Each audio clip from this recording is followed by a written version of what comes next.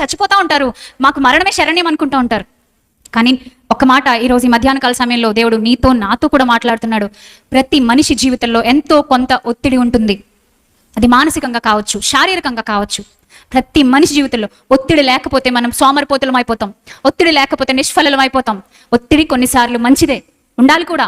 అయితే ఆ ఒత్తిడి దేవుడే అలౌ చేశాడా నీ జీవితంలో? You are so lucky. దేవుడు అలౌ చేసినాడా? దాన్ని స్వీకరించు. నువ్వు ఒక్కడవే ఒత్తిడిని స్వీకరించలేవు, దాన్ని ఎదుర్కోలేవు, దాన్ని ఫేస్ చేయలేవు. అప్పుడు నువ్వేం చేయాలో తెలుసా? దేవునితో కలిసి దాన్ని ఎదుర్కో. బాగుంది కదా ఇది? దేవునితో కలిసి దాన్ని ఫేస్ చేయి. అప్పుడు ఖచ్చితంగా విజయం సాధిస్తావా లేదా?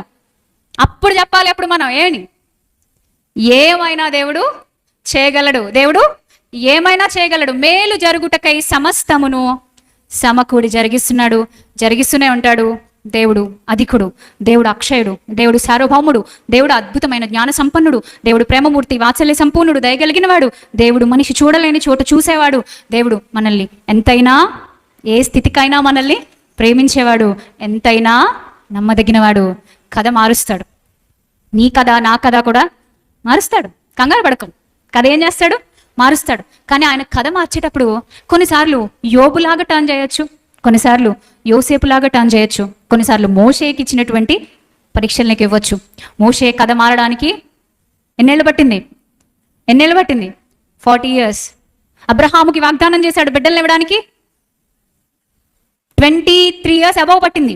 యోసేపుకు వాగ్దానం చేసింది నెరవేరడానికి, యోసేపు కథ మారడానికి 14 years అబౌవ్ పట్టింది. మరి నువ్వు నేను ఇమ్మీడియట్గా ఇన్స్టాంట్ వచ్చేయాలనుకుంటే ఎలాగా? ఓర్పు అవసరం.